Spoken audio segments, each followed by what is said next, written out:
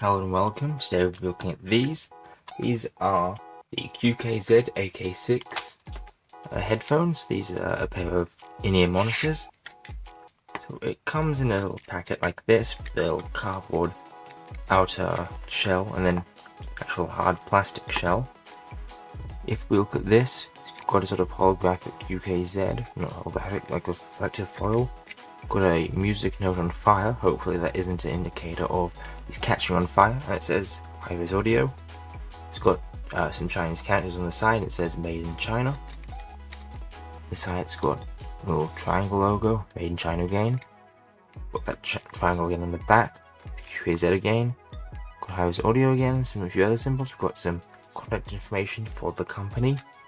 And then we have both rubbish and recycling. It's not clear which part is rubbish and which part is recycling. So here, moving on to the plastic case, it's a small plastic case, not very big at all. On this top part it's got QKZ, it's a bit hard to see on the camera, but it does. It's got this QKZ, it's got the logo there. On the bottom there is nothing, other than that it's a little hinged container. The bag is already sticking through. Same in this corner as well. There's 4 little things there, and let's open it up. In here we have 2 bags. Inside the case there's nothing, it's just the plastic, and you can see where it was injection molded with these little spurs, which are right directly underneath these points here. It's a nice little case. It's got a hinge, you can open and close. It's actual hinge, not like one which is molded. It's got 2 actual parts. That little thing goes in a hole. So this is probably good that you just keep your headphones in when you travel, so you don't get, the cable like put on an angle and squashed. Though it is a bit small then out of light. We have these. So these just go around your ears. Got a little groove where you can put the cable, and these will sort of help keep them where they're supposed to be. Let's just move that to the side. So this comes in one of these types of bags. I think it's like a cornstarch bag or something like that. It's from the texture. At least I think that's what these types of bags are made from. So it's sort of like biodegradable. So open that up. Inside we have our out-ear monitors and the actual tips. So we've got different tips you can put on. We've got these smaller ones. We have some that are slightly larger.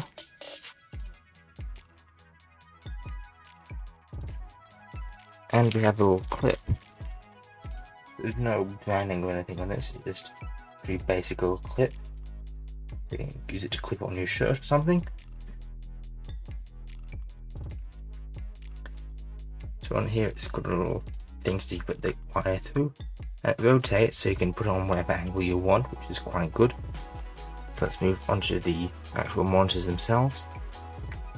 So we've got these left and right ones. One's red, one's blue.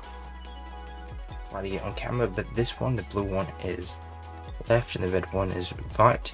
Got them labeled on there. Some like in-ear monitor headphones have removable cables here. These ones do not. These ones have sort of molded, like preformed shapes, so you can go around your ears. On here we've got a volume slider.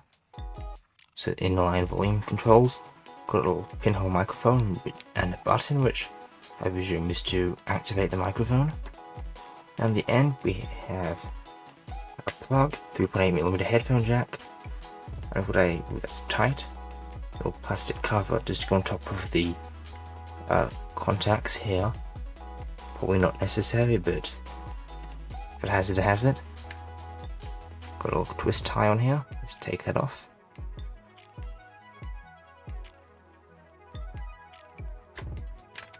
So the style of the cable is sort of like a braided cable with a plastic sheath over it. which I've heard that helps with tangling, so it should be less prone to tangling. So let's put these in. You won't be able to see it, but you just trust what I say. And you need to put the wire above and around the ear to the back. Let's move on to the head one. Okay, so they're both in. With the tips that are currently on them, they do seem to make quite a good fit. So I'll probably just leave it like this. I'll get something to plug them in to listen to, and we'll see what they are like. So I just tested them out. So at very low volumes, it seems to be a slight amount of hissing in the sound, and it also doesn't seem to be like a full range of frequencies, only a very narrow range, somewhere in the middle. So none of the really highs, none of the really lows. I've noticed that if you put it up a bit, the hissing goes away and it's much more full in terms of the range. If you do want like low volumes, I've noticed that if you just put it up a bit higher and then you just use the little volume slider that's here to sort of adjust the volume, that does a much better job because it both makes it a more appropriate volume level and helps get rid of the noise because you're not having that noise at a low volume coming in. I haven't been able to test out the actual microphone because I don't have anything to sort of play that back to what it's like. So I can't really comment on that at the moment. I will just say that these headphones were about $5, just about $5 total, and that's a relatively cheap price.